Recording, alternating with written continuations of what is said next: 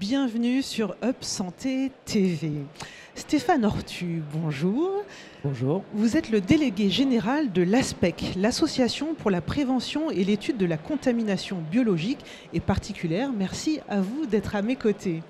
Et à vos côtés, Fabrice Quinson. Bonjour Fabrice.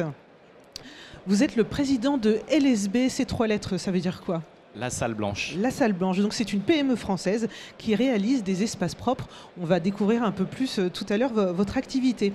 J'aimerais commencer avec vous, Stéphane, parce que ces zones à risque de contamination, c'est votre quotidien avec vos adhérents.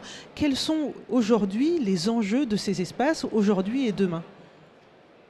En effet, nous recensons tous les acteurs des métiers de la contamination et dans le domaine hospitalier que nous représentons ici, il y a une norme française qui définit ces zones à risque, qui permettent de construire, de dimensionner des salles propres, des salles blanches, des blocs opératoires. Il y a beaucoup de termes utilisés pour adapter un environnement maîtrisé à une application spécifique, que ce soit la chirurgie, orthopédie, viscérale, pharmacie hospitalière, un grand nombre de spécialités hospitalières qui nécessitent de maîtriser une contamination biologique particulière et ou chimique.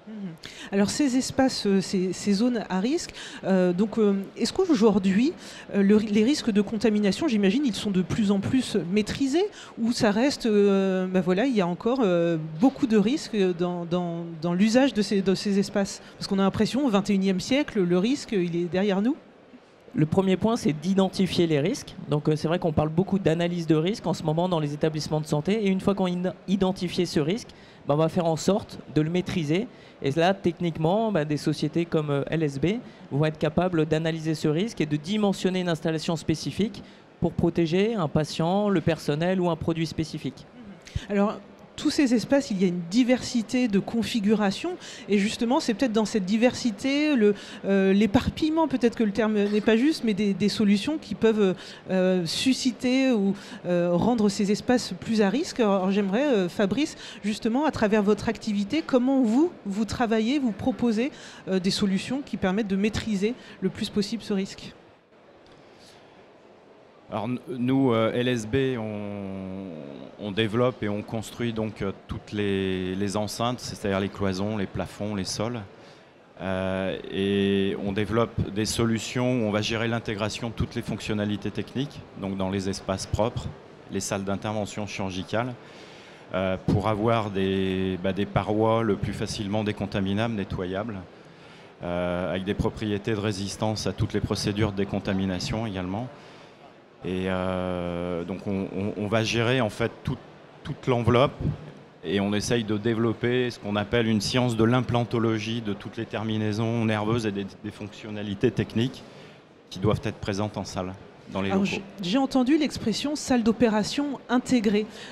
Qu'est-ce qu'il faut entendre par cette notion de salle intégrée ? Alors, il n'y a pas vraiment de définition de la salle d'opération intégrée.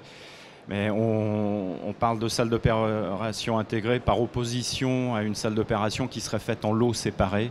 C'est-à-dire qu'on va, sur la salle d'opération intégrée, on va avoir une vue de la salle d'opération un peu comme un équipement. Et on va prendre un ensemble de dispositions pour bien intégrer toutes les technologies et donc notamment toutes ces terminaisons nerveuses que l'on va retrouver en salle. Et donc on va gérer des problématiques d'étanchéité, de nettoyabilité, sans négliger également l'ergonomie au sein des espaces, et notamment une salle d'intervention chirurgicale.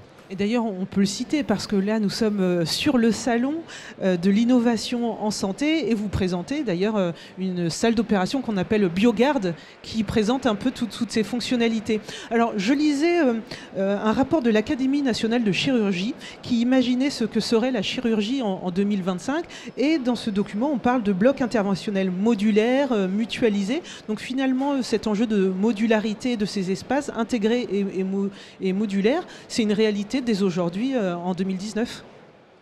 Oui, en tous les cas, nous, c'est notre vision. On essaye en tous les cas d'anticiper ces évolutions. Et on a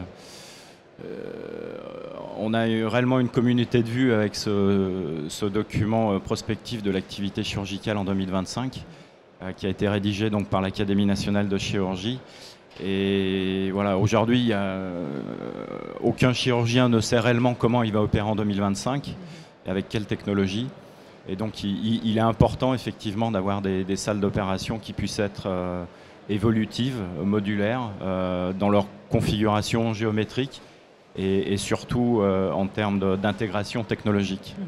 Alors, Fabrice, on l'entend bien, la maîtrise du risque, elle passe par une standardisation des différentes composantes de ces zones à risque, mais il y a aussi le facteur humain, ne l'oublions pas. Alors Stéphane, quels sont les enjeux autour de la formation? Est-ce qu'il faut que les formations puissent être plus poussées? Comment on peut avancer aussi sur ce facteur humain? C'est vrai que le facteur humain est fondamental. Une fois qu'on a réfléchi à la dimension technique de ces salles, il est fondamental de savoir les utiliser, d'avoir le bon comportement adapté. Il faut savoir que 80% de la contamination induite est liée au personnel, à son comportement, à sa tenue, à la façon de s'habiller. Donc il est important que ce soit les chirurgiens, les praticiens, les IBOD, toutes les personnes capables de rentrer en secteur à risque, d'avoir conscience de la maîtrise de la contamination, d'avoir conscience de ce domaine de l'invisible et d'avoir conscience de l'outil qui est mis à leur disposition. On a toujours tendance à vulgariser en disant que c'est un peu comme une voiture. On va devoir comprendre comment on ouvre les portières, quel est le moteur qu'il y a sous le capot et quelles sont les performances attendues qui vont aller avec le comportement pour que cette démarche elle soit totalement globale. Ce n'est pas juste une boîte qui fonctionne toute seule, c'est que l'intervention du personnel est fondamentale dans ce processus. Et est-ce que vous voyez comme une opportunité le fait qu'aujourd'hui, on est dans un mouvement de restructuration territoriale avec des mutualisations? On parle de mutualisation de plateaux techniques. Est-ce que c'est une opportunité justement pour peut-être encore plus renforcer cette connaissance de l'humain, de ces outils techniques à sa disposition? Nous, on pense que ça doit faire partie intégrante d'un projet, que, en effet, la mutualisation va permettre de standardiser, vous l'avez dit, un environnement technique. Nous, on parle beaucoup de standardisation puisqu'on travaille sur le contexte normatif et c'est bien le principe d'une norme, c'est de standardiser un modèle. Et il faut qu'en face de ce modèle, on standardise, entre guillemets, la formation du personnel pour que tout à chacun ait la même visibilité de son métier, la même visibilité de l'impact qu'il peut avoir dans ce contexte-là, parce qu'on parle bien de zone à risque. Donc tout est important et le personnel fondamental. Fabrice, il me reste une question avant de conclure assez rapidement. Il y a l'humain et il y a les équipements. Et puis peut-être à l'interface, on aurait cette smart salle d'opération, la salle d'opération intelligente. Est-ce que c'est ça l'avenir? Je sais qu'il y a déjà des solutions aujourd'hui, mais qu'est-ce que ça veut dire et est-ce que c'est une perspective porteuse d'opportunités? La salle d'opération, donc on intègre énormément de techniques et donc l'environnement salle d'opération, le chirurgien, les équipes médicales et l'ensemble du personnel pouvant rentrer en salle doit être capable d'interagir avec une salle d'opération. Tout le monde aujourd'hui a un smartphone, a de la domotique dans sa maison et pourquoi pas au sein d'une salle d'opération où là on a un réel besoin d'interagir avec sa salle. Et c'est cette notion qu'on essaie également de développer de salle d'opération intelligente qui permet vraiment d'interagir avec l'environnement. Voilà. Très bien. Alors pour en savoir plus, deux sites internet, aspec.fr et lasalleblanche.com tout simplement. À très vite sur Up Santé TV.